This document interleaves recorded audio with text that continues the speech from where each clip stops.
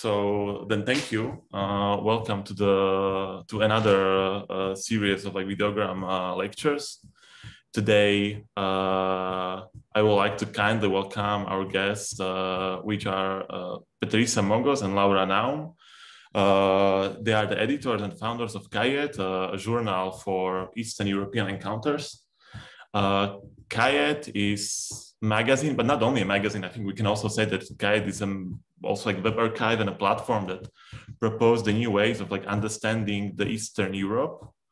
And they are doing this by publishing the textual and the visual, which is telling unheard or invisible stories from across the Eastern Europe. And with these activities, they are forming a space in both ways, in physical and psychical, for new ways of imagination that hopes to end the stereotypes that often comes up when it comes to thinking about the Eastern Europe. I will kindly ask you, dear participants and visitors of this lecture, if you can have your cameras on, so we don't need to talk to blank screens, and also please have your microphones muted. If you want to ask any questions, please do it in the form of writing into the chat, or just ask directly to Patricia and Laura. And this is everything from my side. Thank you, and one more time, welcome. Thank you, Jan, for the very kind introduction. Hello, everyone. Thank you all for being here, for connecting with us this evening. We are very excited to be here with you today. A massive thank you once again to Jan and to the rest of the organizers for making this happen. Congrats for this wonderful series, a kind of experience and idea that we think that should be triggered and should happen more often in the region. And this is not just because we ourselves received this chance to speak about our projects and about ourselves, for which we once again are very grateful, but because Eastern Europe is still lacking, we feel this this certain process of historicization, of writing its own history. So the official apparatus is outdated and does not seem to care that much about its own cultural actors, about its artists, its independent organizations or entities that are barely surviving during these crazy times. So we think it is up to us, those who live here and deal with these matters in our work and in our day-to-day lives. It is up to us to engage in these processes of writing the history that happens around us, of documenting it, and basically through this process of self-historicization, which comes in to overturn the lack of a collective art history, but also a collective history in general, and recording and documenting the present that surrounds us with a careful understanding of the past, but also a forward-looking agenda is something that we have been actively doing with our magazine and other research projects that we have tried to develop. So maybe to backtrack a bit, let me see if the PowerPoint is working. Oh, okay. So maybe to backtrack a bit and not digress already, we are here because we're making a magazine called KAJET, as Jan said earlier, which is basically a journal of Eastern European encounters.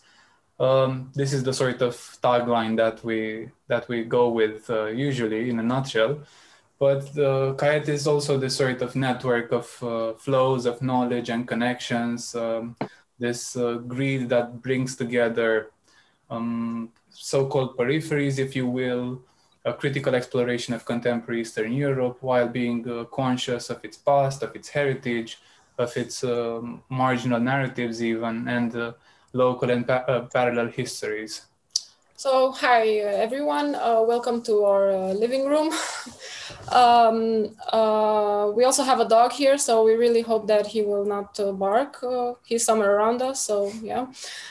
We would like to give a brief presentation of this project that took over our lives and which we started a while back, and that materialized into a printed publication towards the end of 2017, when we launched our first issue.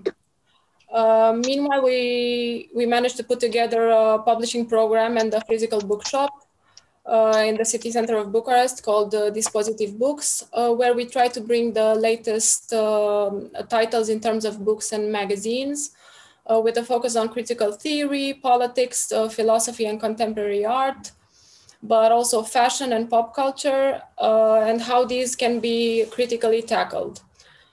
We also relaunched our website not so long ago, so that we can publish online content, and we have been quite reluctant at the beginning to go digital, but we managed to do it. But we also did an archive of Romanian communist printed matter,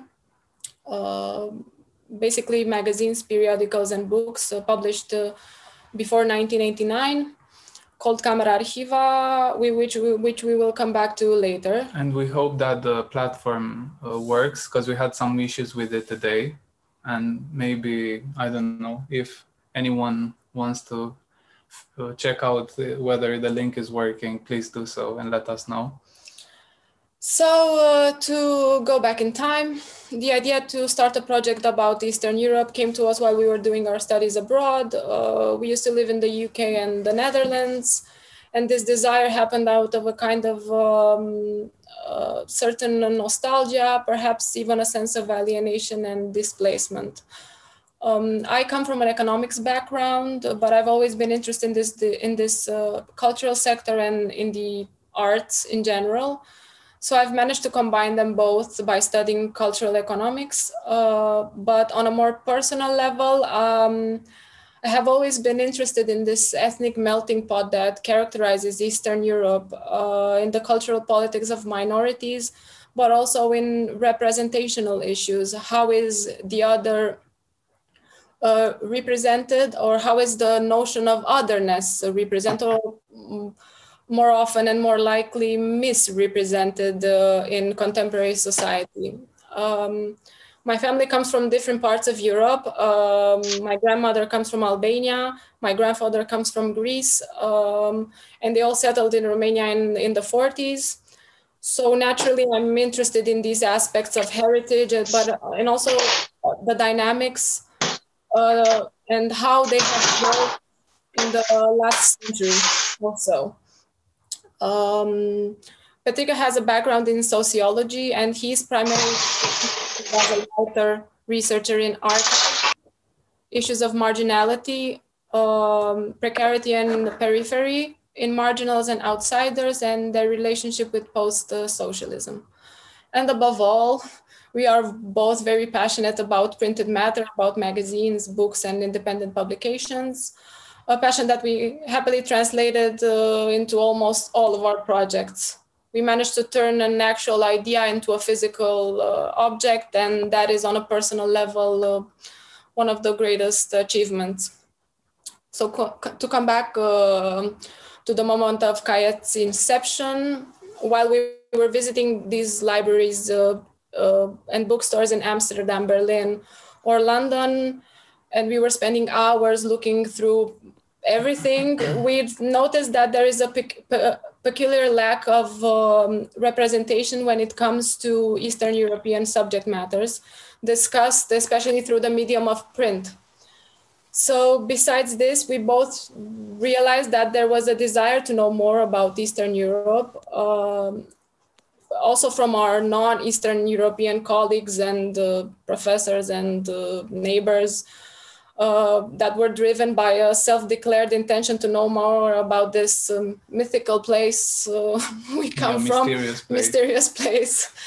And because the desire, we have to admit, was good in intentions, it was most of the time stained with these outrageous claims, or maybe even hilarious ones.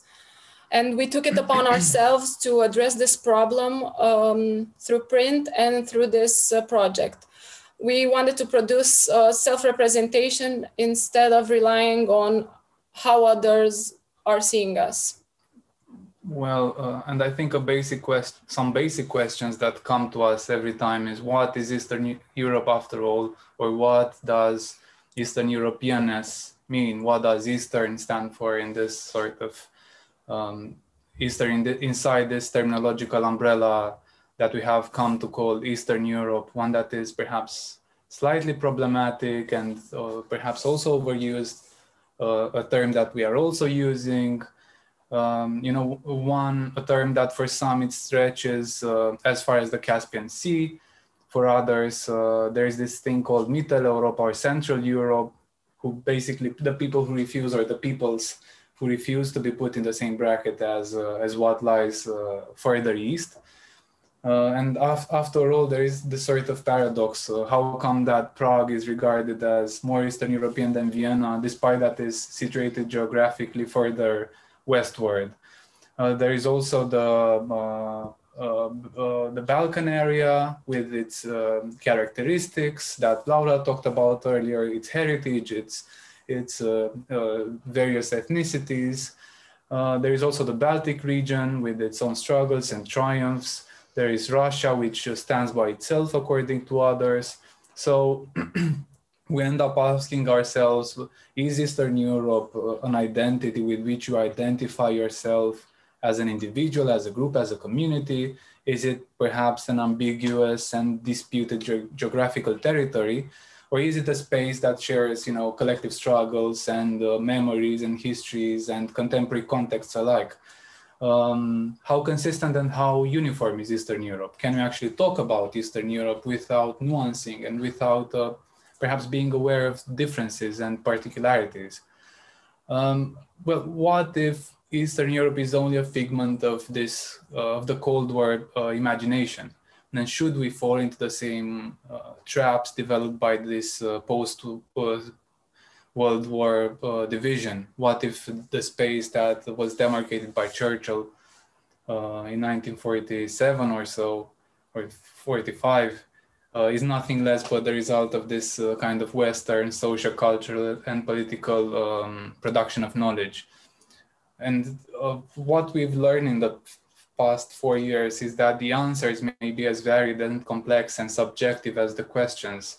And what we proclaim instead is to provide nuanced views and to be aware of differences and similarities and particularities, to try to document what is around us, what we're going through, without the expectation that we are changing the world, or of course, we have to accept a certain kind of criticality, and we have to accept that we might also be wrong in what we're doing or what we're saying, and that our understanding of what's around us is also shifting. It grows and it progresses and it changes according to, it changes in time in as much as the world itself changes around us. So it would be perhaps more productive, we think, to reconsider our own Eastern Europeanness, to move beyond this paradigm of a world carved in binaries in East and West, as this sort of remnant of the Cold War, but also of the binary, a more contemporary binary, what is now known as this sort of battle between the global North and the global South, as a revised way of talking about the global differences.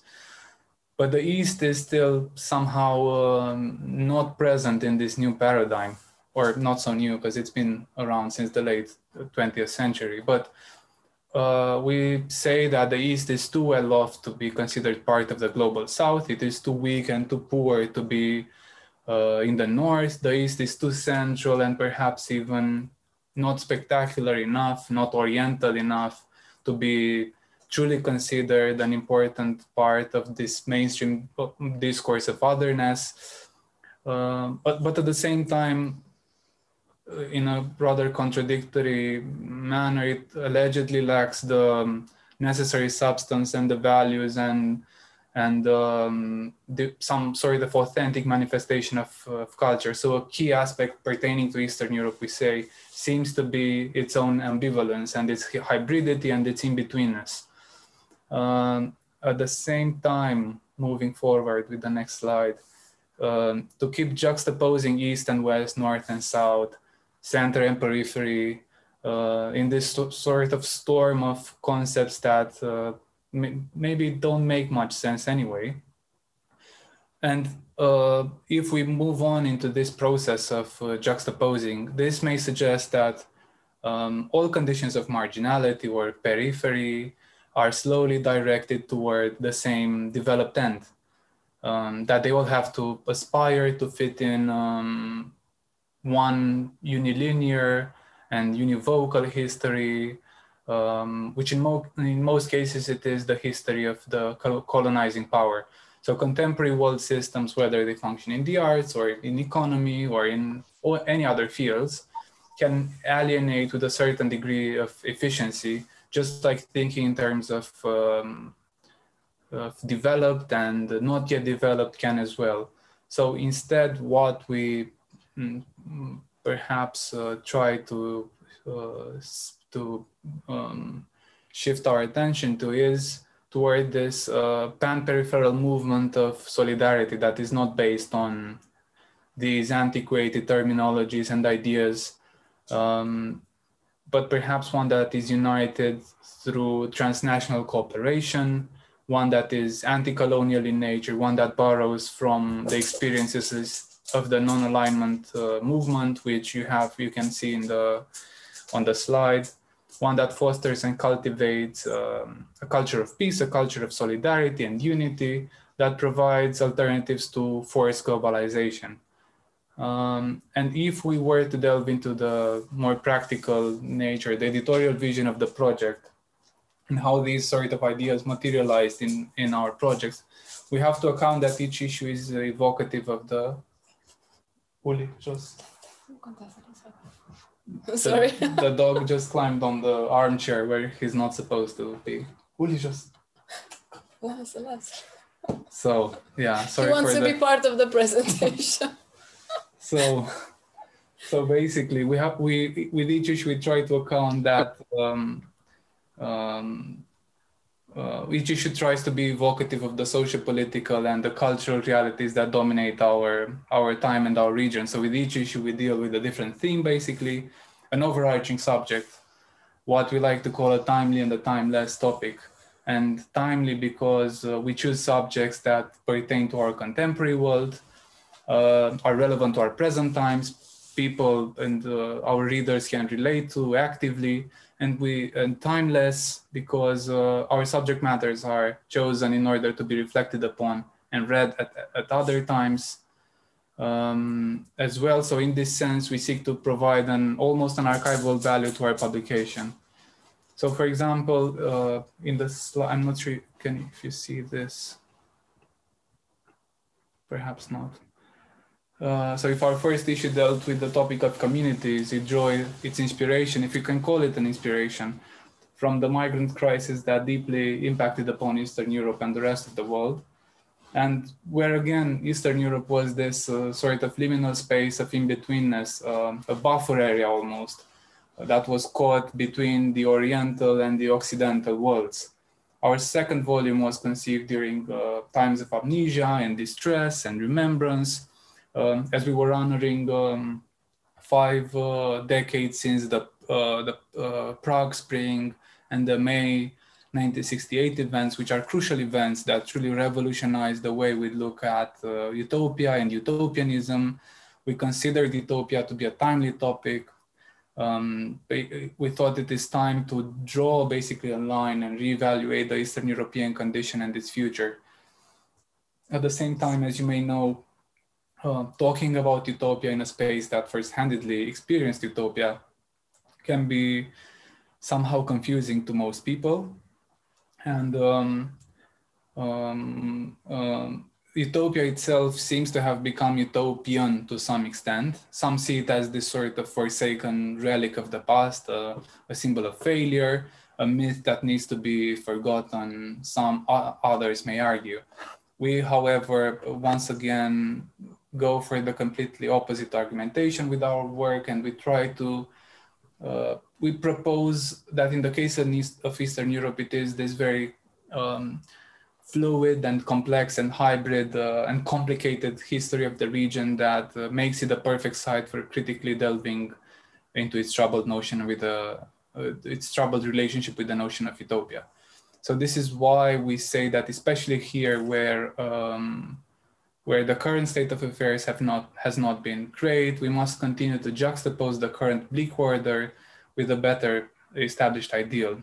So ultimately, we also believe that in this context, the notion of seeking an improved, a better, and above all, a utopian future is for us more relevant than ever. The third issue was launched in the context of our commemoration of 3 decades of post-socialism or post-socialist capitalism, 3 long decades of struggle, of tension, of uncertainty, of navigation almost. And we propose that the Eastern European struggle is not that of catching up with the West, but that of maintaining Eastern European life, of keeping going. We argue that with this issue, we need to lay the foundations for a future-oriented, experimental kind of internationalism. And now we can go back to what we were talking about the non-alignment movement earlier, one that bridges theory and practice in order to conceive a world that is led through indignation and solidarity and persistence and systematic planning above all. Issue 4 on periphery, which was published last year during the pandemic, after some important challenges that we had to overcome. So the 4th issue tries to alert the center of the possibility that there is not one world, not one history, not one future without alternatives, but rather many different worlds that are being lived at different speeds, according to different rhythms, producing contradictory histories and futures. And issue 5, on which we are working now, and ideally we would have liked to present something more concrete on it, but I think most likely we will have to launch the issue over the summer at some point. So the 5th issue focuses on the possibilities of the future. You can see that this is a recurrent theme almost in what we're trying to do, on what might tomorrow bring, basically. It seeks to provide some tentative answers to pressing questions such as, are alternative possibilities still possible? How can we possibly broaden the horizon of a multiplicity of emerging futures instead of a singular dogma that has been followed beyond doubt in the last 3 decades of capitalist post-socialism? But of course, more on this we hope soon. We hope we will be able to publish it during the summer. Yeah. So we would like to go back to the basics and strip down the project even further to its roots, to the name that gives the title of the journal. So besides being a journal of Eastern European encounters or neglected and forgotten narratives, KAJET gets its name from the Easternized version of the French word KAJET, which means notebook, because we consider KAJET to be a forever work in progress, just like a notebook that is full of thoughts and scribbles and doodles. Eastern Europe is a region that seems to be ever-changing, cultural, geographical concepts whose historical as well as political marks are still visible. The journal's name is also a reference to the samizdat literature, or the so-called bottom drawer literature, which was produced in the 20th century, where writings were voluntarily enclosed within the limits of the writer's workspace, not to be read or distributed or commercialized within the outside world, but kept secret in personal notebooks. So for us, KAJET is also a vault of archival documents, a collection of thoughts exposed through the medium of paper. And above all, KAJET is a continuous learning process about ourselves, about identity, about our past and present, about our heritage and histories.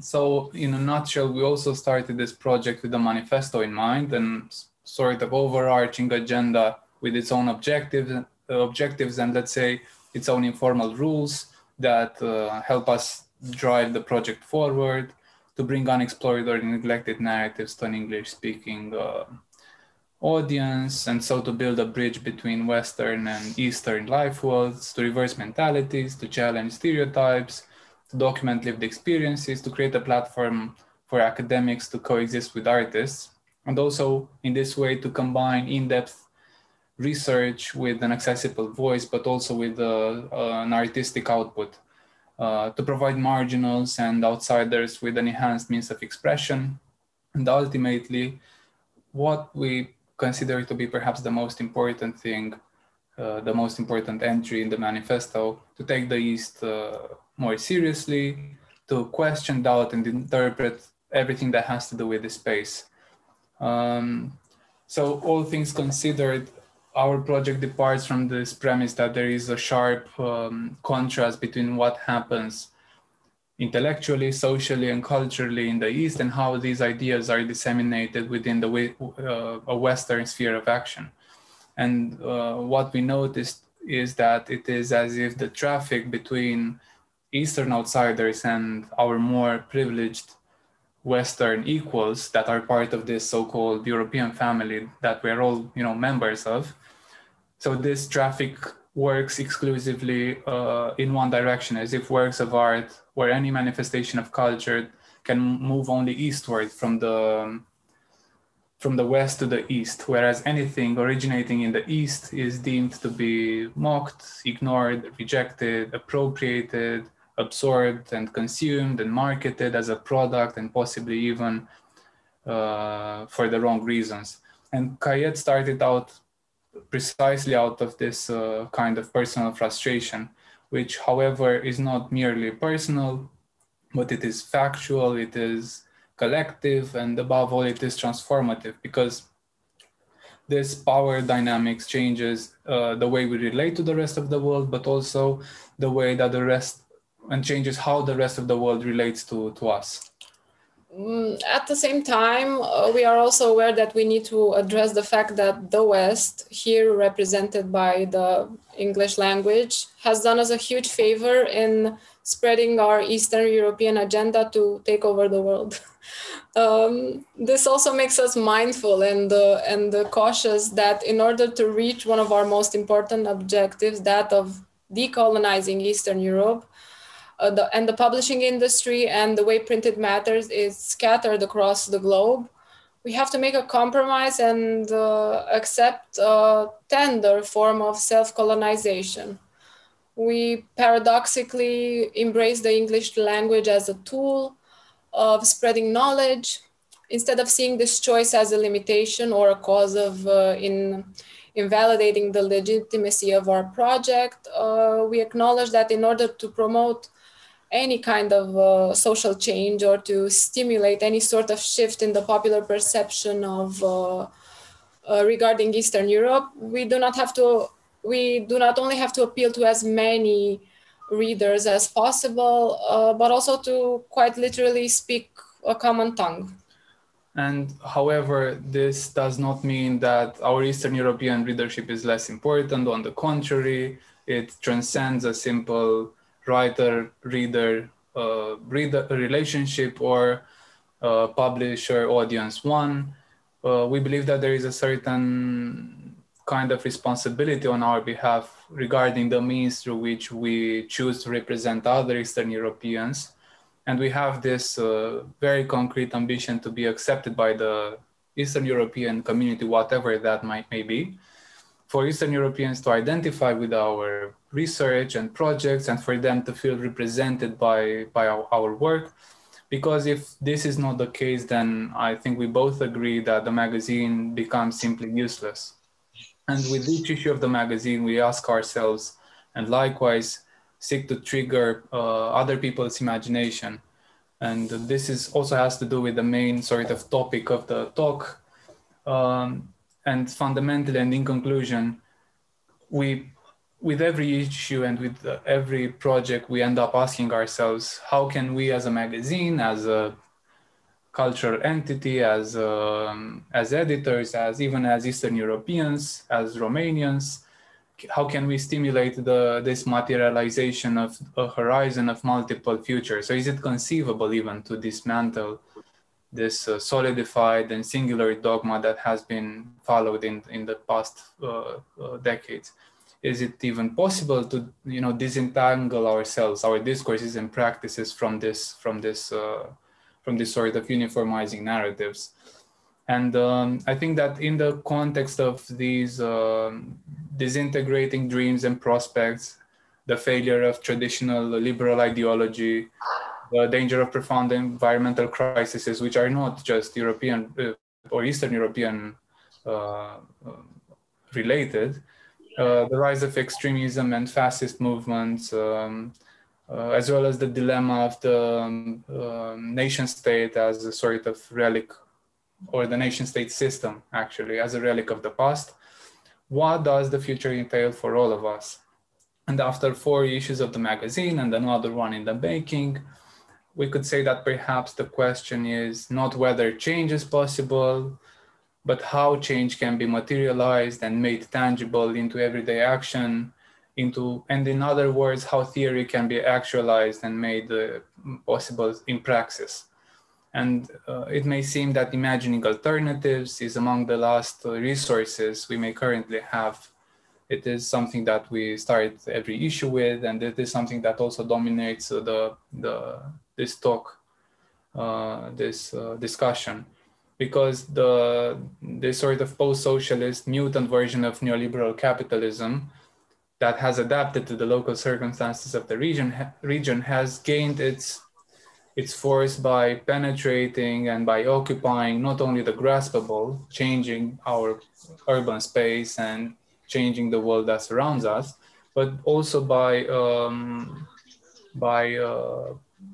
occupying the utopian realm of the imagination. So seeking to render the imagination into sterile and meaningless voids. And we think to a certain extent in capitalism's ability to colonize thought, it has managed to erode the raw materials of critical thinking, of imagination, living contemporary thinkers. And these are some other slightly overused quotes and the ones that you perhaps already know, but thinkers such as Mark Fisher and Frederick Jameson, to conclude that it is easier to imagine the end of the world than it is to imagine the end of capitalism. So it may be that the apocalypse is more convenient than the fall of an economic model that has dominated the planet for centuries now. So as a sort of conclusion to our talk about the magazine, we'll talk about something else after this.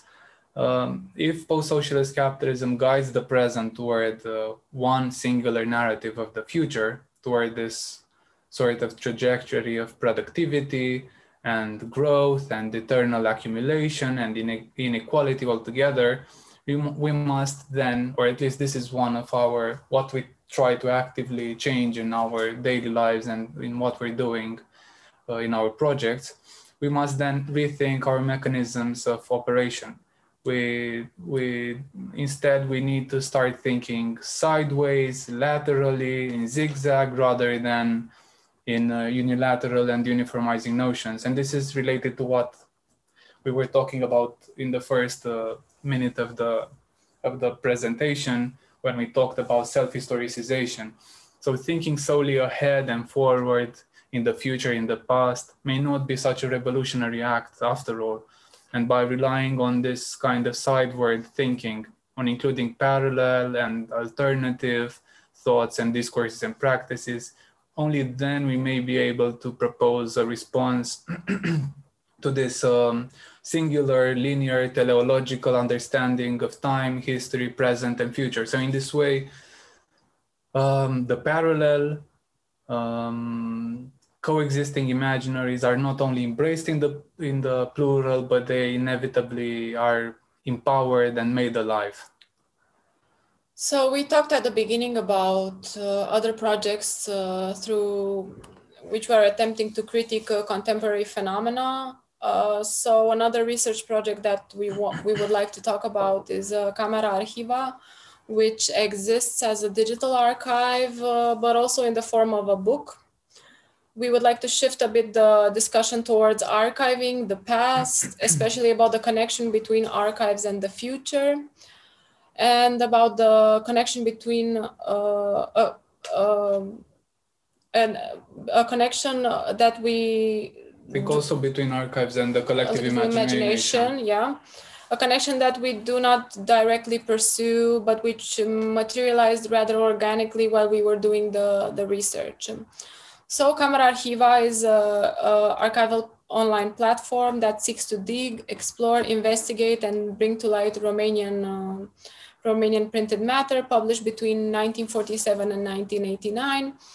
It functions as a subjective research platform that is a permanent work in progress. The project uses rare editions and volumes and art-related printed matter, posters and exhibition catalogs, for instance, but especially day-to-day printed matter.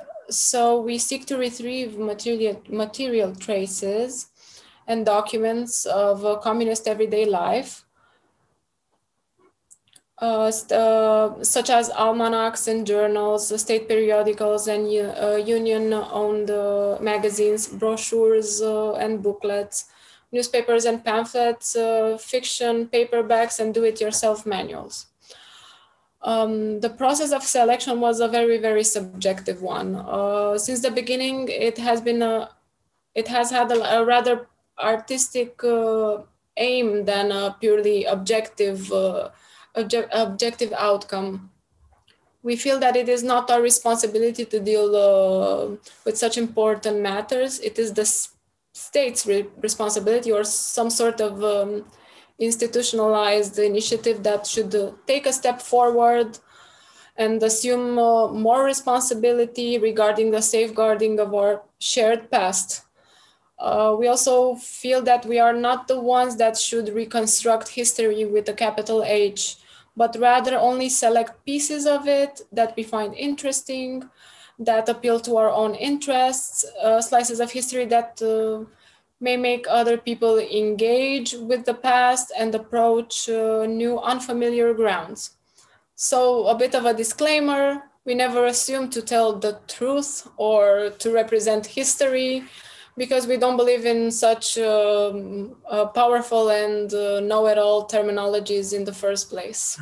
Yeah, and our research has started from a rather simple premise, that archives are rather paradoxically not matters of the past, but they can be used as comments about the current times we're now living in. And as we will see later on, as tools of a radical imagination of the future. And it is obvious that archives are manifesting themselves in the form of traces and fragments that are never holistic or objectively comprehensive or comprehensively objective either. But what has been particularly interesting in the case of the archive that we constructed is that the materials that we digitized are composed of these sort of ideological scraps and bits and pieces, which have this potential to change how history is on the one hand recorded, both by official and independent accounts, like we did, and on the other hand, to change how history is remembered by the collective imagination. In this regard, and once again, another perhaps overused quote, Jacques Derrida famously said that there is no political power without control of the archive and without control of memory itself. So the archive has a very strong and overtly political function in how society or in how politics works. And after all, we need to be aware that the archive, just like history, with capital H, as Laura said, and these sort of grand historical narratives. So these are just rhetorical or social or cultural constructs, and that archive never amounts to history with a capital H, and that it should never even seek to do this in the first place. And the archive, just like history or art, the art canon, or art history. So the archive is very, just like these examples, are very tentatively selective and subjective.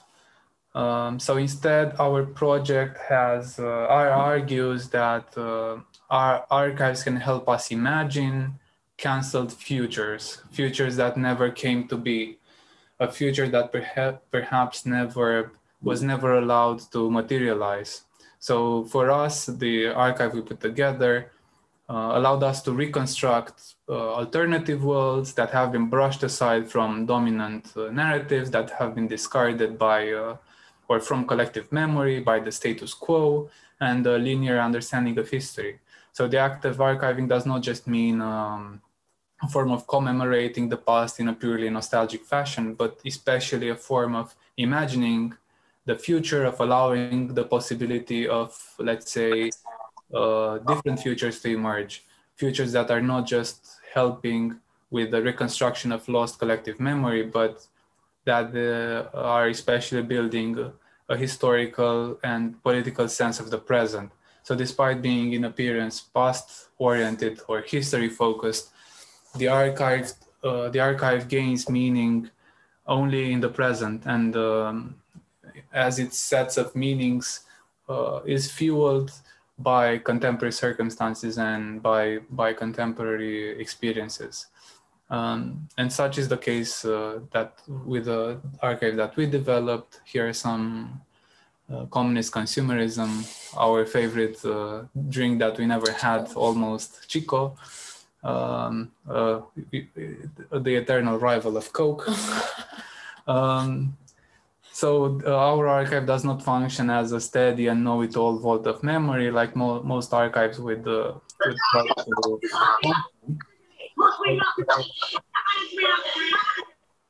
what Camera Archiva tries to do instead with archival memory is to free it from this sort of reductive rootedness in the historical discourse. So we try to restore it as an autonomous intervention, partly artistic, I'm not sure how artistic,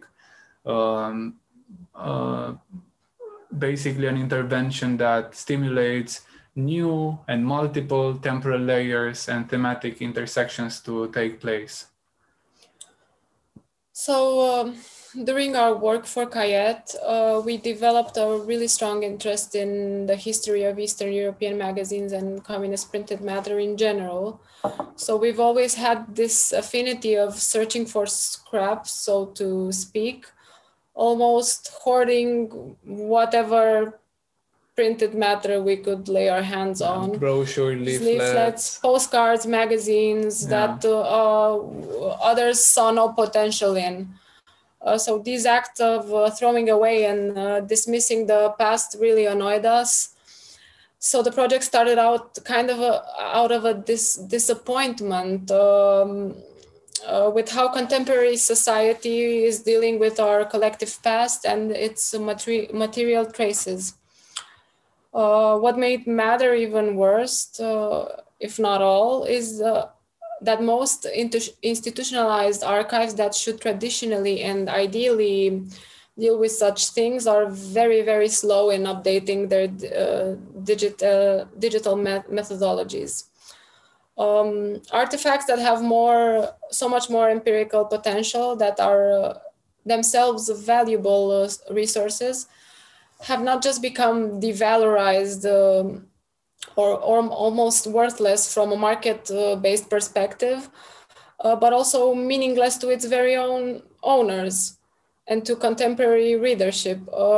We actually remember that in the process of gathering these materials, we found quite a lot of stuff that you can see on the website at a dumpster near our apartment, among rotten food and other disgusting stuff, which also confirms this process of devalorization that printed matter has been going through. Certainly, our digital platform and also the book seek to show the contrary, that we can learn a lot from our past and that there is a lot of significance and sense and value and lost meanings in what we have come to dismiss so easily. Yeah, and here we have this sort of KAJET ahead of its time from 1988, which was some sort of additional leaflet that you would receive when you visited the theater, right? When you would go to a play. When you go to a play. And another sort of conclusion and that we arrived at is that in the case of the communist past on which the archive focuses, the future itself used to have a different usage, at least on a discursive level. Unlike now, in post-socialism, when late capitalism has reduced the meaning of time into a sort of continuous now, into an already lost battle with the demons of the past that have been long dead anyway. So the objective of capitalism with regards to the prospect of time is that of abolishing it in all its forms, unless, of course, time is there to provide economic progress and exchange value, and it is used to control labor and to maximize profit. But we ourselves, as citizens of the capitalist world, Laura is born in 1989, like 1 month before the revolution, the December revolution, and I'm in 1992, so we are both post-socialist citizens, right? So we have almost stopped thinking, and our generations have stopped thinking about utopia, about eternity, about the future altogether, as our existence and our sense of time have been segmented into mere hours, into corporate timetables, into Excel spreadsheets, into PowerPoint presentations and Zoom meetings. Of course, not like this one, we hope. But it seems that with the pandemic going on, this has become a rule rather than an exception. So how many of you have strong memories of last year, unless you were there on the barricades fighting, being a doctor or a nurse, or having this sort of primary role for society? Because for us, the last year is almost non-existent.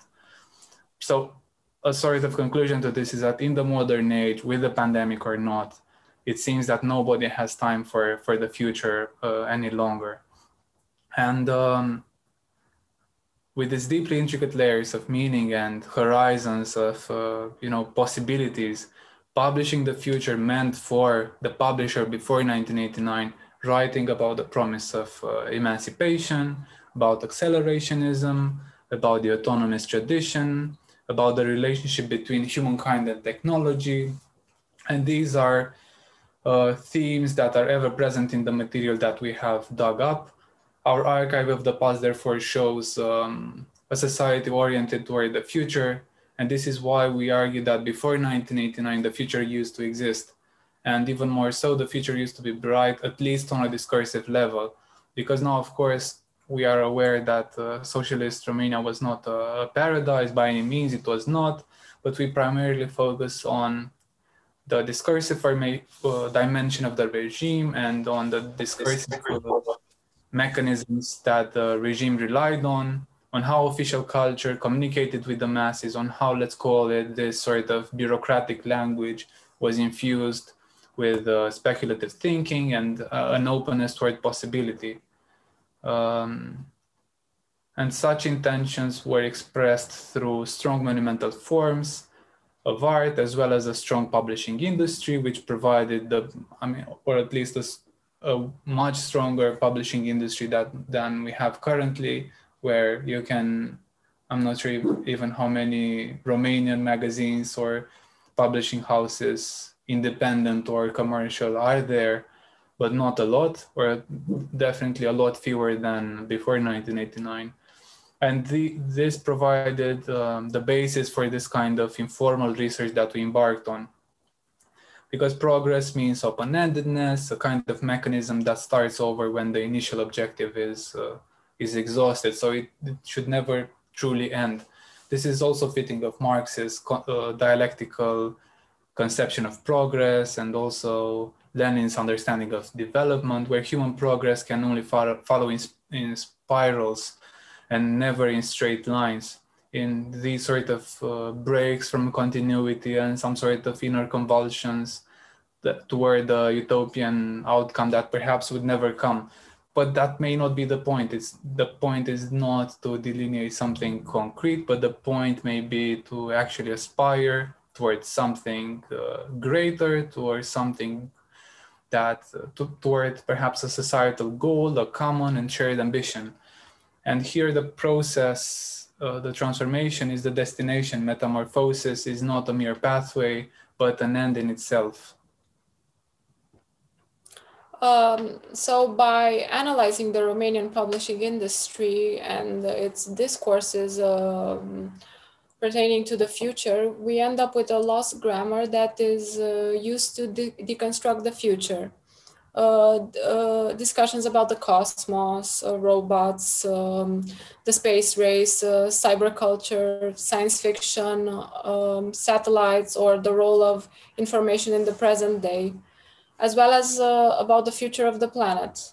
So in an ahead of its time take on the Anthropocene and the future of the human, the future of the human race on planet Earth, the archive unveils valuable discussions concerning ecological anxieties, climate change, noise or pollution, ecology, agricultural sustainability, and the perils of industrialization, and the modern man stuck in an urban life. By focusing on the sediments of everyday material culture, we as informal archaeologists of everyday knowledge have aimed to recover some traces and reconstruct the quotidian relics. So as Laura said earlier, besides the platform, there is also the book Camera Archiva, which we haven't explained this. The name of the research project is a sort of play at Roland Barthes' Camera Lucida, but also which is another play at Camera Obscura in this mechanism of showing images, of projecting images. But camera in Romanian is not purely a camera, but it also means room.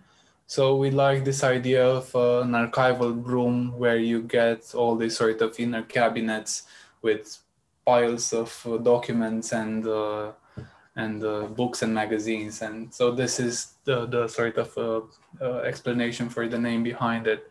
And the book contains 10 different such thematic categories, 10 chapters basically, each receiving a different Pantone color, which should now be on the slides.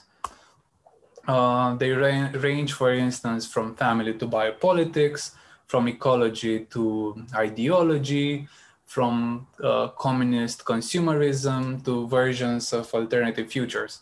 So the book is thought of as a more subjective take on the act of archiving, as a flux of data that allows us to engage in perhaps a new kind of semiology. It allows us to play a bit with how images can relate one to another.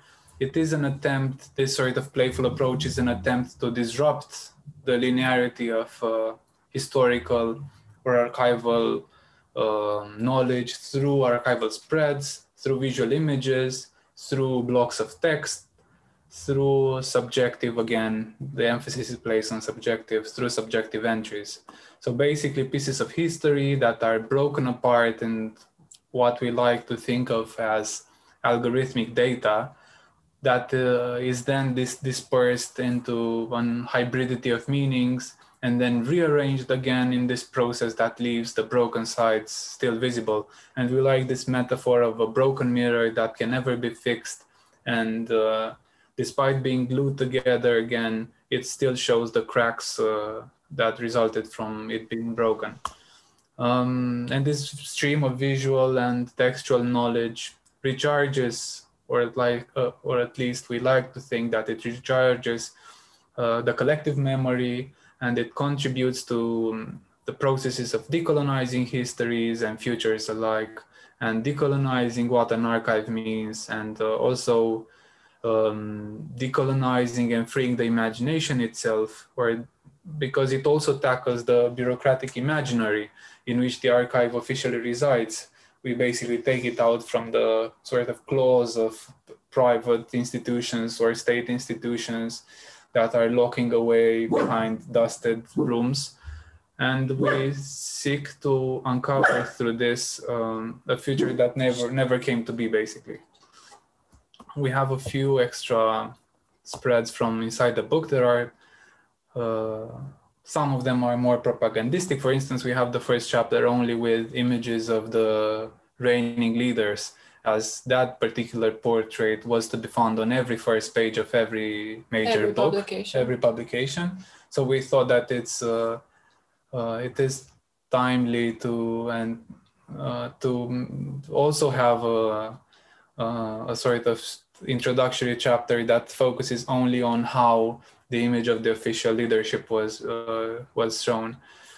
Some of them tackle day-to-day matters, how to take care of your dogs, how to dress elegantly, what are the haircuts of the year, and of course, what we mentioned already, subject matters concerning space, the cosmos, astronauts, cosmonauts, science and technology, and all kinds of science-related themes. So, as we said earlier, the magazine has also shifted quite organically, we like to believe, towards a publishing program and the bookshop that we opened almost 2 years ago in Bucharest. And besides Camera Arhiva and KAJET, we have also published some other projects.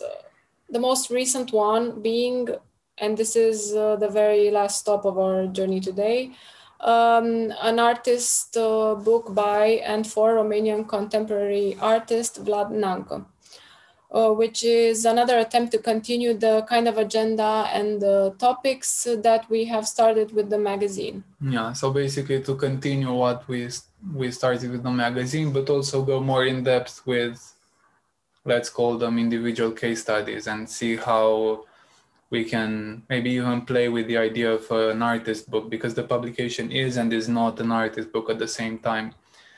It does indeed depart from the body of works produced by Vlad Nancă, but it also shifts beyond the mere representation of the artist's toolkit and his work. On the one hand, the volume critically engages with his practice, while on the other it utilizes or it uses his work as a backdrop in order to make substantial conclusions regarding what we thought we knew about the past and the future, about humankind and technology, about modernism and modernity, East and West. Of course, themes that are ever present in the artist's exhibitions.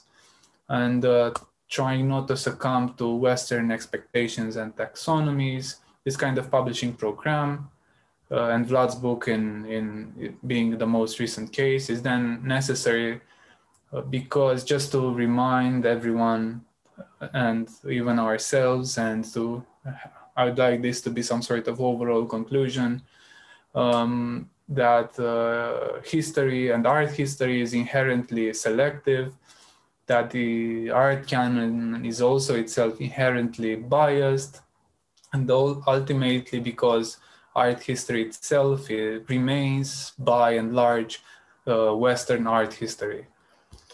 And to close our talk, we are leaving this great landscape photo of our neighborhood, where we are currently living, this kind of former working class area where I grew up, called the Titan, which is situated in the southeast part of Bucharest, and that now is sort of gentrifying. Like a small section of one of the largest parks of Bucharest has been taken over by a huge shopping mall, which acts like some sort of temple or sanctuary that is supposed to remind us that before existing, one needs to consume. and that before breathing and walking in the park, one needs to have a Starbucks coffee. So anyway, thank you for being here. Thank you for your patience. And yeah, I mean, we'd love to talk more. If you have questions or any kind of thoughts that you want to share, please do so.